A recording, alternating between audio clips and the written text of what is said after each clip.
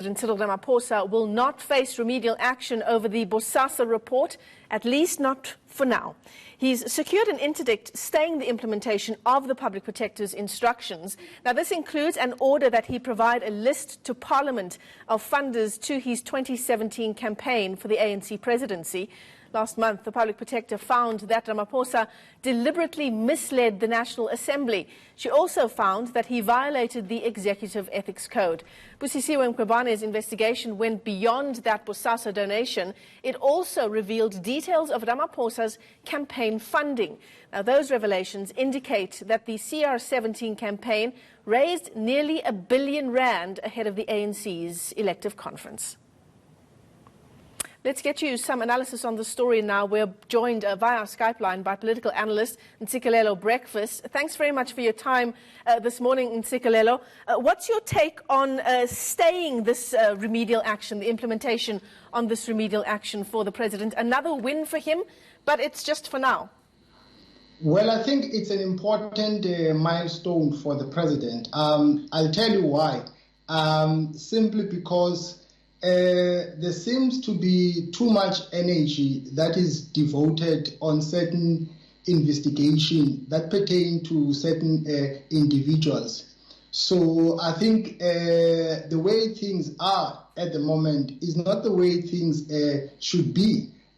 Simply because why would one lose so many cases if all is well and good?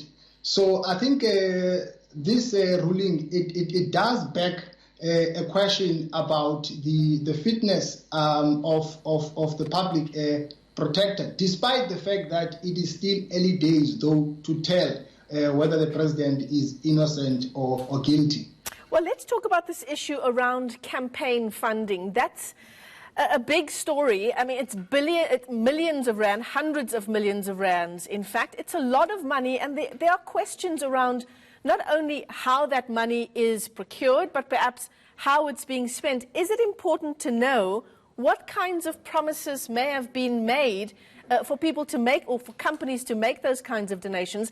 Is it enough that the ANC and the presidency says, no, the only promise that was made was that of a changed ANC?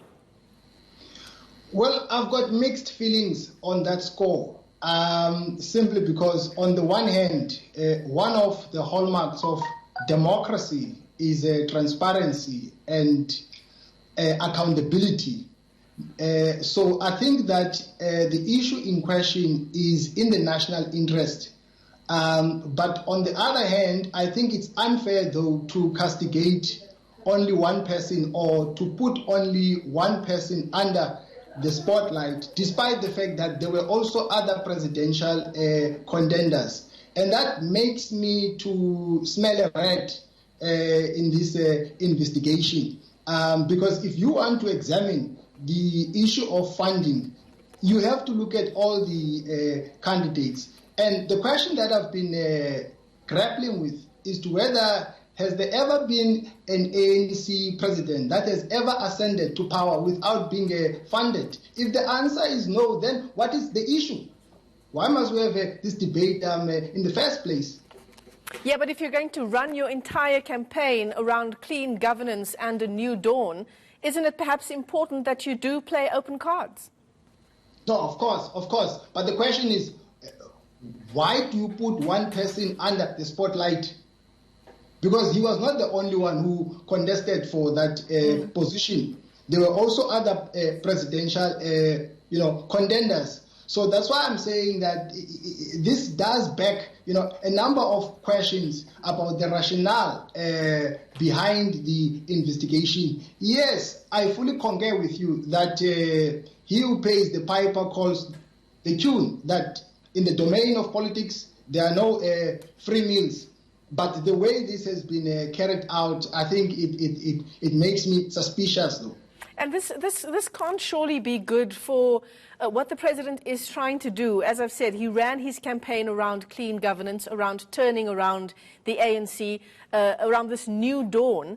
This doesn't bode well, just reputationally speaking, as the media practitioners will say. The optics are not good.